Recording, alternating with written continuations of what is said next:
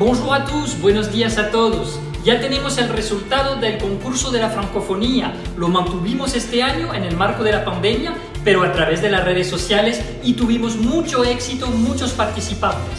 El concurso de elocuencia mostró el talento en todas las categorías de los participantes. 9 han ganado y de los 9 hay 3 primeros ganadores que van a tener un premio a través de un teléfono de nuestro socio Digitel, a quien agradecemos su participación y su patrocinio.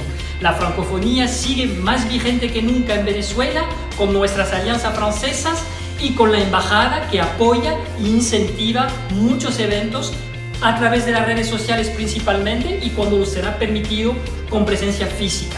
Merci beaucoup a todos por vuestra participación. ¡Viva la francofonía y viva Venezuela!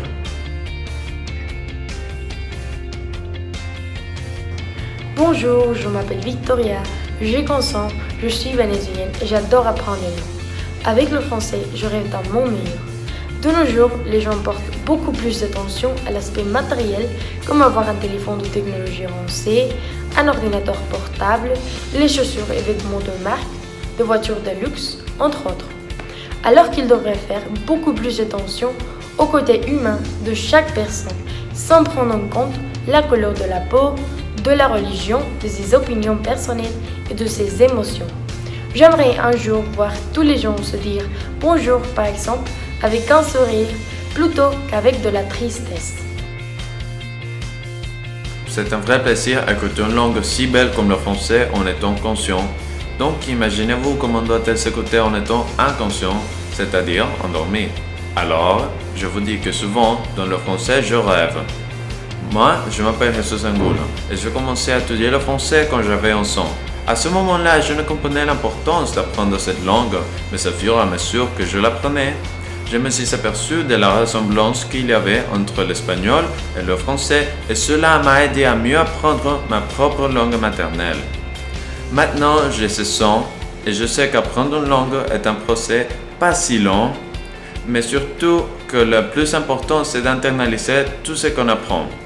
Et souvent, c'est un procès qui se manifeste subconsciemment dans le rêve. Bon, à la prochaine fois.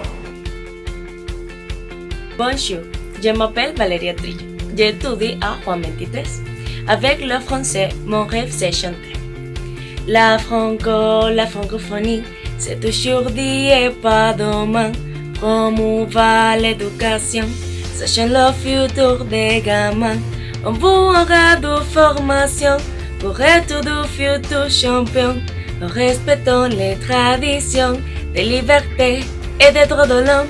La francophonie, c'est aujourd'hui et pas demain.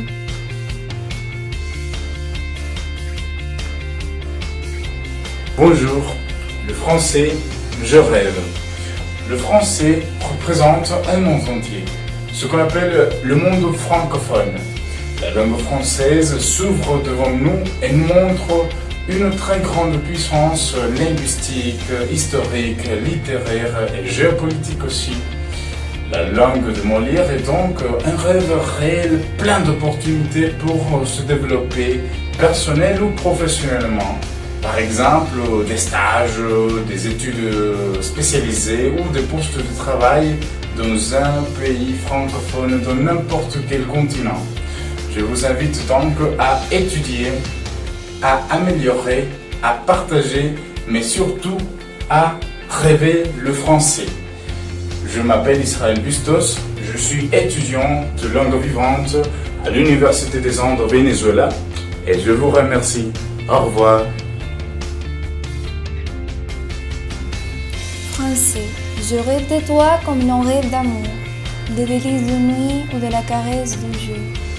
Par cette langue onirique, notre imagination voyage, notre cœur se passionne et nos idées se partagent. De même que le songe, la langue française est une représentation chimérique, la manière la plus parfaite de comprendre et d'exprimer nos désirs, même les plus utopiques. Une langue qui exprime la peur, nos drames, mais surtout un idéal de liberté, d'égalité et de fraternité. L'idée que nous puissions vivre ensemble, quelle que soit notre identité. Français, Je rêve de toi comme l'on rêve d'amour, car c'est l'amour des mots qui t'a façonné. Par ta richesse, tu nous offres ton sens de l'humour et l'incroyable douceur de tes plus belles pensées. Le français est la langue des rêves, car parler français est un rêve éveillé. Bonjour, je m'appelle Daniela Salcedo, je suis étudiante de français depuis 12 ans à l'Institut pédagogique de Caracas. Je pense que ça a été la meilleure décision que j'ai prise dans toute ma vie. Mais pourquoi? C'est simple. Parce que chaque fois que je parle français, je peux sentir le bonheur et la ravie de m'exprimer dans cette langue. Pourquoi pas? Comme ça, on se sent tout près de la Tour Eiffel, dans une montagne en Suisse ou en face de la mer dans nos Polynésie française. À mon avis, une institution comme la francophonie nous permet d'acquérir une quantité infinie de connaissances de notre langue et de la culture d'autres pays. En plus, je peux dire qu'on a 12 immenses opportunités en parlant français. Tout d'abord, de voir la réalité d'un point de vue différent, et puis d'être différente. Moi, je rêve de profiter toujours de cette langue. Et toi?